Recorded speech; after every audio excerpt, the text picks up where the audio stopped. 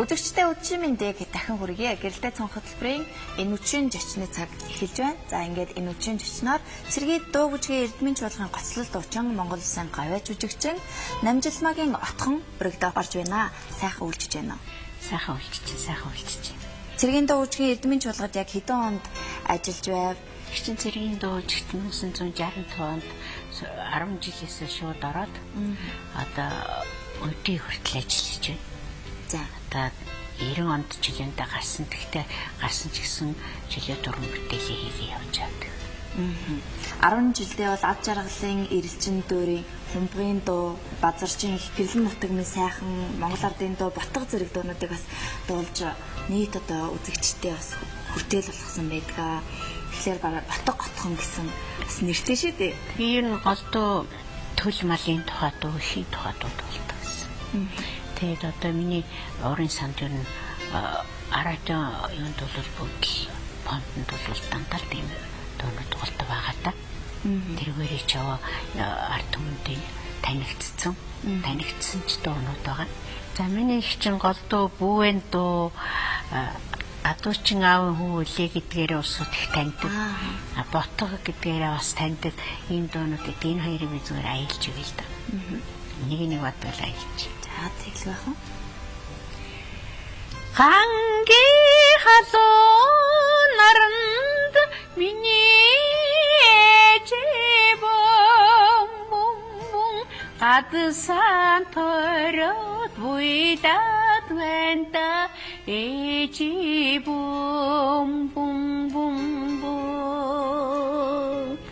үди халуун наранд миний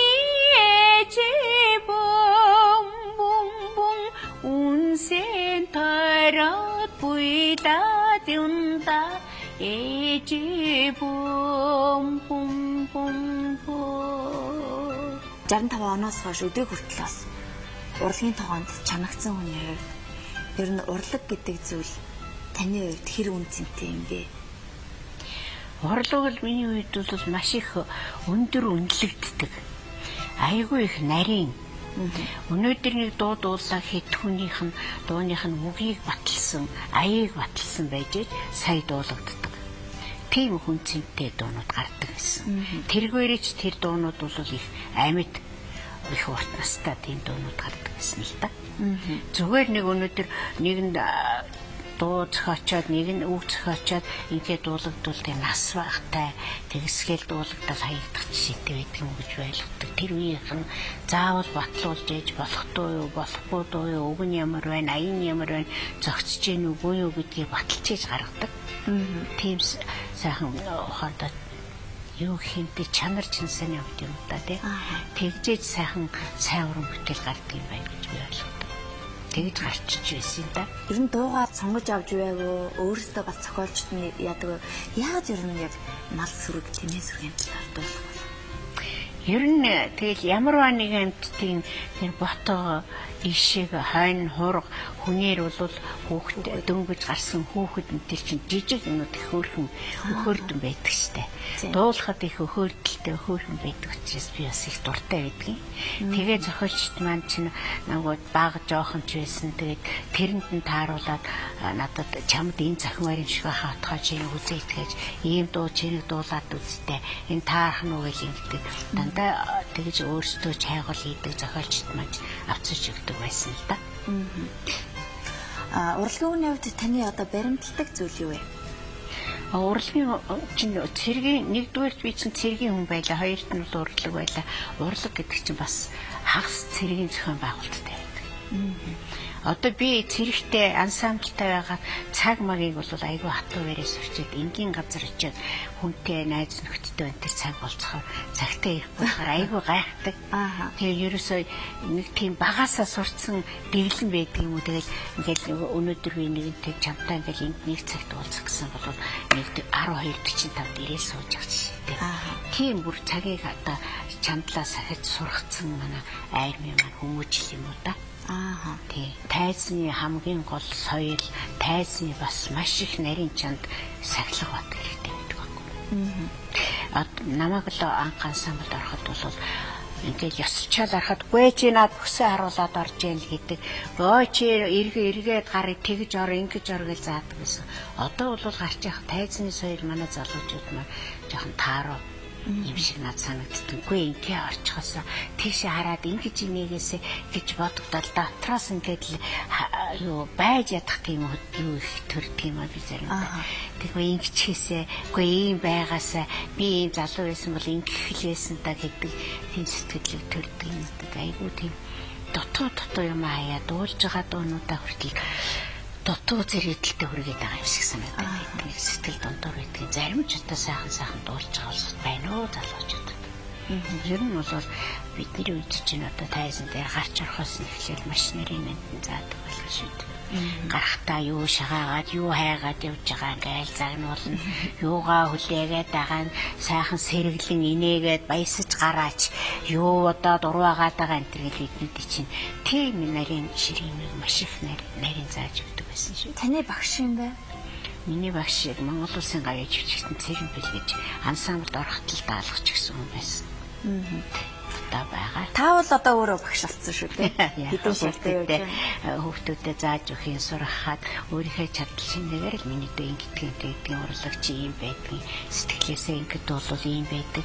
Зүгээр нэгд бол ийм байдаг гэдэг талаас нь залуучуудаа бас чамгүй л хэлж өгөх юм. Хөдөө орон нутгаар их аялан тоглолт хийдэг байсан гэж та ярьж байсан.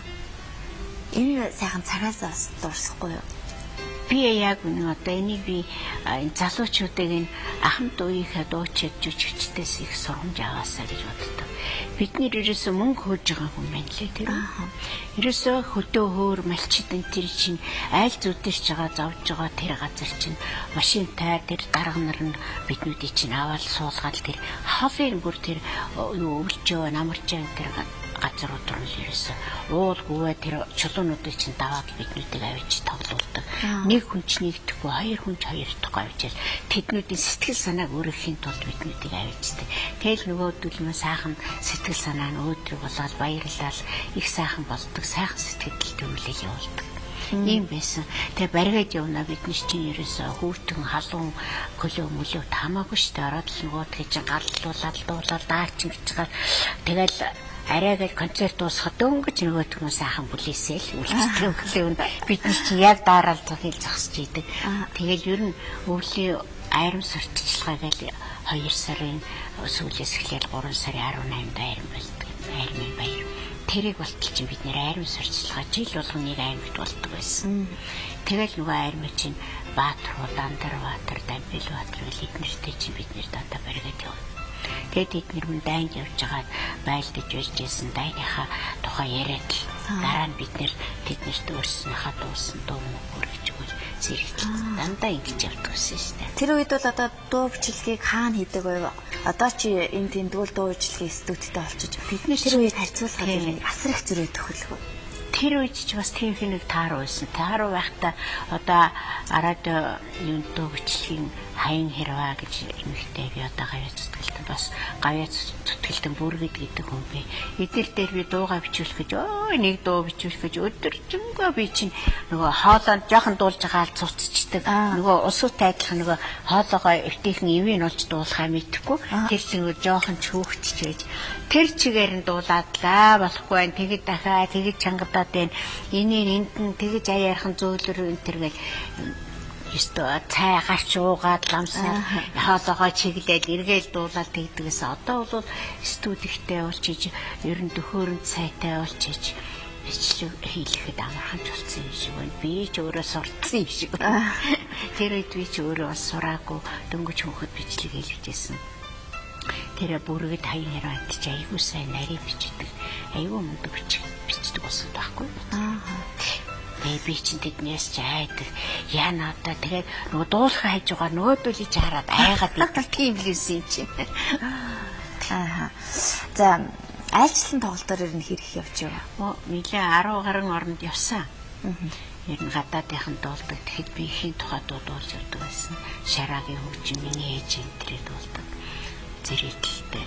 Яг үгийн ойлгохгүй ч гэсэн ерөнхийд нь зэрэгтэл чинь дуулж байгаа дууг нь хараад дуулж байгаа юуг нь хараад ойлгогддог л болтой юм шиг байлээ. Тэгээд дуулаа дандаа өөрөө гоцлуулаар Монгол дугаараа л дуулж явдаг байлаа. Эмэгтэйч болохтой бол гадаад дуу муугаа дуулна л та. Үсэн орон болгоныхаа гадаад дуунуудаас чинь бид нэр эмэгтэйч болох дуулдаг. Тиймээс 2009 онд Эх орон телевизээс нэг зохиож ирсэн тэмцээнийг би санаж байна. Монгол Улсын гавьяа жүжигчдийн донд тийм ээ. Энэ тэмцээнд манай Атхан дуучин манаас төрүүлсэн байгаа.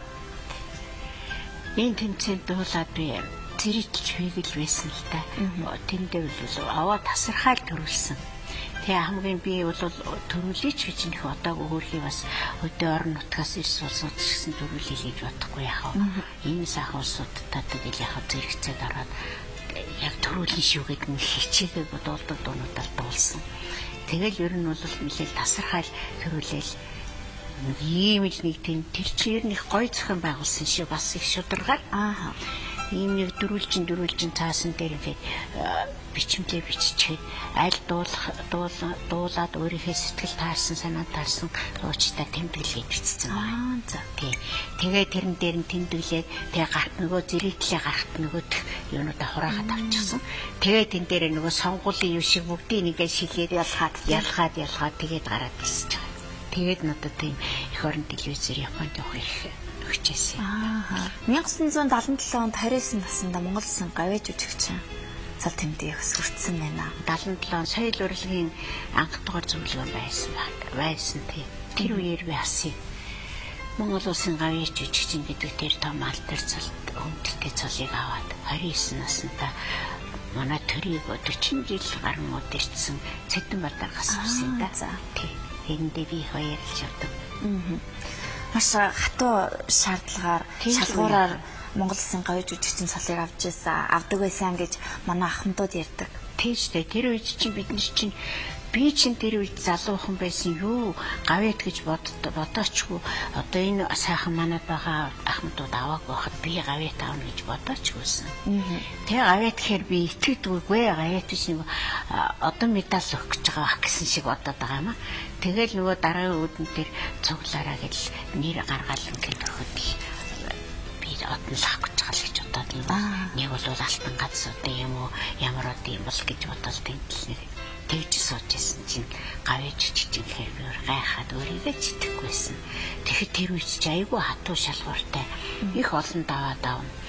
Тийм социализм үед чинь тийм байлаа. Одоотой их сайхан амархан хоттой нэг дуулаад сайхан дуулаад хэд дуугаа зэрэгтэлтэйгээ ингээд болчихвол тэгэл амархан гавьяа тулдаг гэж тэр үед хатуу байсан. Тийм одоо арга гэрээ амьдрал харна, ажил төрлийн байдлыг харна, ажлын итгэх зүтгэл ямар байна, хичнээн олон хүсэлтээр хариу авч ийсэн байна. Тэр болгоны чинь тооцно. Тэгэл манайхаас бол тодорхойлохтой баригад идэв удаа ирсэн тийчнээ дуудвал тийчнээ удаа дахиулж тэгэл энэ тэр үед чинь хүсэлт юу концертын дотор ингээд дэвтэр явуулцдаг. Зузаан юм. Тэгэл нөгөө зүйл чинь өөрсдийнхээ санал хүсэлтийг бичдэг. Тэр нь тийм байна, энэ юм байна, энэ хүнд ингэж өрөмжиглмөр, энэ хүнтэйгээ сайн дуулж юм гэл. Тэр хүн хуцаад гэсэн, тэр хүн сохтуу тэгээд бичсэн. Тэгээд тэр дэвтрийг үзэл биднүүдийн чинь шалгуурыг үзэн шүү дээ. Ирсэн хайрлаа, тэгээд сайн байсан. Бас их нарийн байж шүү тийм ээ. Сайн байсны нь бол тэгэл солистийн нэмэгдэл зэмэгдлийн нөгөө цаар байсны цалингийн бууруулна. Гэгч шийтэлээд. Гэлдээ цонх хөтөлбөрийн маань зочны цагийн ярилцлага өндөрлөх гэж байна. Тэгэхээр бас сүүлийнхаа асуултыг Ахмад уран бүтээлч хүний хувьд залуучуудтай хамт бас нэг сайхан үг хэлээч. Залуучуудтай хамт сайхан дуугаа, сайхан сэтгэлээсээ сайхан ард түмэндээ хүргэж, сайхан дуулаад улам их баяжуулаарай л гэж хүсье та. Тэгээ хамгийн гол нь урлагийн хүн гэж ямар байдгүй тэр дэглэмээ битгий алдаарай л гэж хэлээ. За баярлалаа. Та бүхэн ярилцах цагдаанч бага юм. Сайхан дурсамжаараа өрнүүлмээр бас санагдлаа. Ингээд энэ үуч бидний урилгыг хүлээн авч манай студид очилсанд баярлалаа. За баярлалаа. Би ч бас баярлалаа. Танаа студийн хамт олон уран бүтээлийн хүн дээр амжилт хүсье.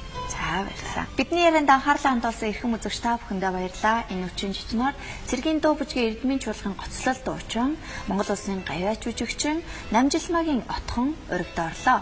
Үзэгч та бүхэн хөтөлбөрөө үргэлжлүүлэн хүлээн авч үзсэн үү? Гэрэлтэй цон хөтөлбөртэй хамтдаа эрхэм үзэгч та бүхэндээ баярлалаа. Хөтөлбөр маань уран зохиолын цагаар үргэлжлэн хурж байна. Өвөл нэхэлсэн мөчөр өгүүлгийг жүжигчин Нурбулааны уншснаар хүргэж байна.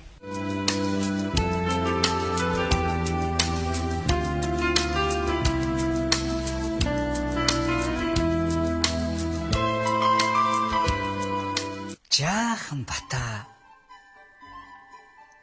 өглөө эртээ босоод цонхоор харлаа. Цас бүдрэн орно.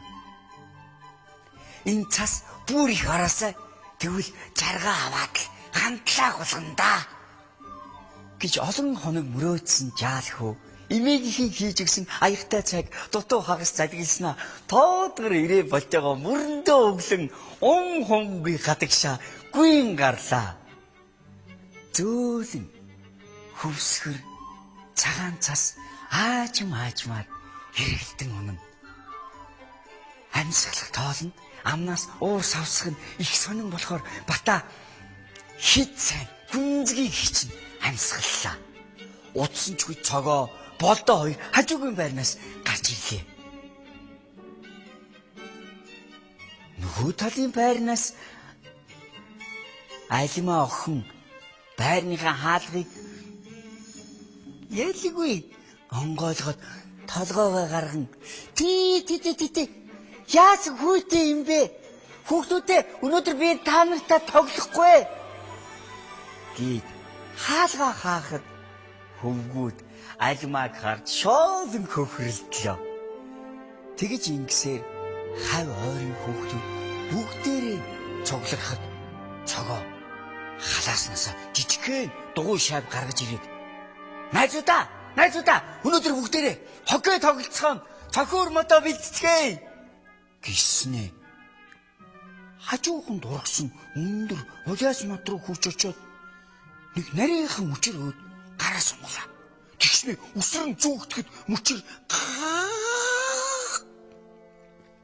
тас гэл хугархан тэрээ цогоо эргээд буухта золтоол галтраад унчихсангүй. Барьсан мөчрөө эргүүлж тойруулан харснаа. Найзуудаа яг таарах юм бэ? Хардаа. Энэ яртай хэсгээс нь дараад энэ үзүүрээр нь ингэж цохоод л гэхэд өнөө хүүхдүүд бүгд л цогоогийн адил мөчөр олохоор хойр хавийнхаа улаас мод руу гүйцэцгэлээ. Цогооч нүхтийн хойноос гүйлээ. Тэгснэ гинтхэн цог туслаа. Өнгөрсөн хавар энэ моднуудыг их ажил болж байж машин тэргээр уулнаас авчиж энд шилжүүлэн суулгасан юм. Зуны халуун өдөр цогоогүй найз нөхдөөгөө цаглагар модны сүүдэр дор найзуудтайгаа сэрүүцэн тоглож байсан ч санагдлаа.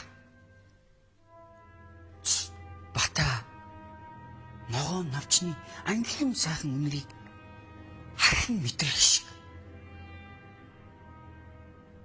Навчуулган дээр нь салаалсан олон судлууд нь улаас модны амин судснууд нь байсныг бата нүдээр харах шиг боллоо.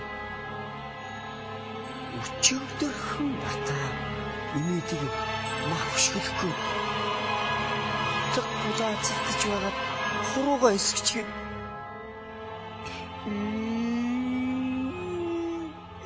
ёо гэдэл ёолон болцсон. Цогог мөчөр хуглах яг тэр агшинд улаас мод өөр шиг нь ёо гэж чарлсныг сайн л ухаарлаа. Тэгэд найзуудаа болцгоо над модноосоо бууцгаа найзуудаа бууцгаа гэдэл тэнхээ мэдэн хашгирлаа. Улаас мод руу авиралдах хүүхдүүд бүгд гайхаж хэрэгж харцгаалаа. Бата шийдэмгийн хич хурдан алхалсаар цогоод очиж хугарсан мөчрийг булааж аваад иргэн гэрийнхээ зүг гуйлээ. Нүдэнд нь нүлэн сийлэнсэн Бата имэдэ би дахиж яасан ч мөчр хугалдаг хүүхдтэй тоглохгүй би цогоотоо дахиж тоглохгүй гээд болсон бүх явдлаа нэгэнгүй ярихад эмээ 6 настай ач хүүгийнхээ толгойг илэн тайтгаруулад өнөө мөчрийг авч шилэн савнд дүүрэн ус хийж өнөө мөчрөө суулган цонхны тавцан дээр тавилаа. Энэ өдрөөс эхлэн Бата цогоотой хамт тоглосонгүй. Сайхан мөчрийг хайрлалгүй хугалдаг цогоотой тоглосонгүй. Харин мөчрөө үе харан зогсож усыг нь шинчлэн сольсоор нэг өглөө имийн жаахан Батагийн хүнжлөөс аяархан татаж сэрээлээ. Бата нойргонсоор үдээ нухлан үндийхэд имийн инээмсэглэн цонх руу заалаа. Хугарсан мөчрийн нэг салаанаас нялх ногоо навч цухайсан байсныг хараад Бата орноосоо үсэж усан тэр ногоо навчийг худтал сонирхон шилтлээ. Тэгээд энэ баярт мэдээг дуулгахаар гэрээсээ гүйн гарлаа. Удалгүй найзууд ч Батагийн цугларлаа. Бата найзаа би дахиж яасан ч мөчр хугалахгүй. Хоёулаа хамтдаа энэ мөчрөө арчилж тордъё тэхүү гэж цогоог гимшингүй хэлэхэд Бата за тэгвэл гараа барьчихъя. Хоёулаа өвөл нахаасан энэ мөчрөө хавар болохоор хамтдаа хар шороонд суулгана шүү. Тэгэхэд хүүхдүүд бүгд л баярлан хөгжилдөн инээлтлээ. Жаахан Батагийн өөг хөдөлмөрөөр чин өвлийн хүйтэнд цонхон дээрх мөчр өдрөөр нахаалан дэлгэрсээр нов ногоон навчнууд өнгөлөг агаад гойхон харагдан.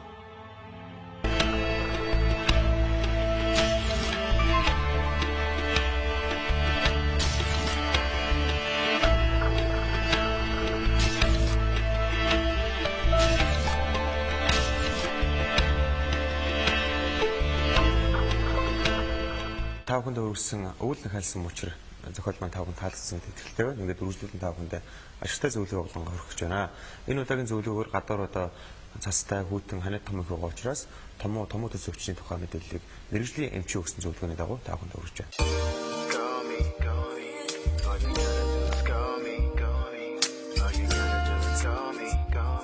Хүйтэн сэрүүний үйлдэл гэсэнтэй холбоотой томоо төсөвчмөд ихсэж байна.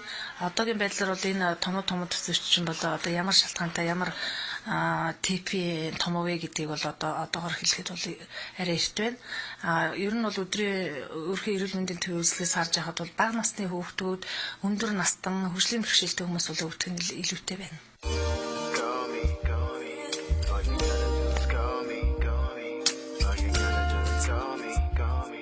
Ер нь бол энэ томоо зөвөвчсөн хөрс үед бол эмчийн зөвлөгөө заавч авах шаардлагатай. Эмчийн зөвлөгөө аваад гэрээ нөхцөлтөд одоо эмчлэх боломжтой. Ер нь бол иргэд хөдөлмөрчдөө өөрснийхөө өөрснөө бас их юм хэрэгэлдэг. Мөн аптект очиод бол янз бүрийн юмыг одоо ханиаданд ямар юм сайн байна тэднийг хэрэгэлсэн байдаг. Энэ бол одоо бас буруу юм. Яагаад гэвэл одоо зах зээлийн энэ нийгэмд бол олон төрлийн юм орж ирж байгаа учраас халуун бууруулах юм гэхэд маш олон янз юм байна. Ханиадны ихэнх шатны юмнууд гэхэд маш их олон төрлийн адил төст найрлагатай юм олон юмуд байгаа учраас эмчтэй үзүүлж одоо эмчилгэн гэрээр эмчилгэн зүйтэй. Тэгээ хувь хүндээ тохирсон эмчилгээнүүдийг хийх шаардлагатай.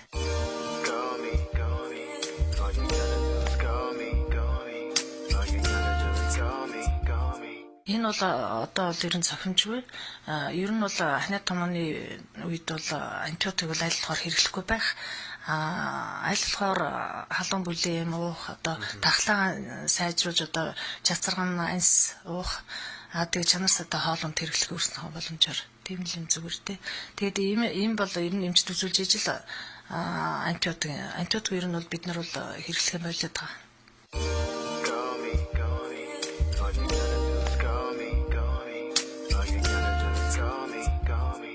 Ер нь бол энэ утаатай холбоотой бол янз бүр маск энэ бас орж ирж байгаа.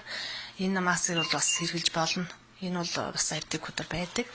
Яг ханиад төрсөн үед бол хүмүүс бас утаа юу бол амьсгалын замд бол нөлөөлдөг. Дамаа бага насны хүүхдийн юунд бол нөлөөлдөг учраас бас маск зүүхэн зүйтэй гэж байна. Дөрөвний агаарыг бол 2 цаг тутамд бол агаарыг сэлгэж явах хэрэгтэй. Мөн 2 цаг тутамд 2-3 цаг тутам тэр өрөөгөө бас чигтэй байлгах шаардлагатай. Яг өвлийн үйлрэлд бол нөгөө гэр хорооллын айлууд нөгөө гал мөртүүлээд утаа их болдог. Тэр үеэр бол бас яг тэр утаа ихтэй үеэр бол бас онгойлгож хэрэггүй. Энэ нь болохоор зэрэг бас нөгөө амьсгалын замын ханиад том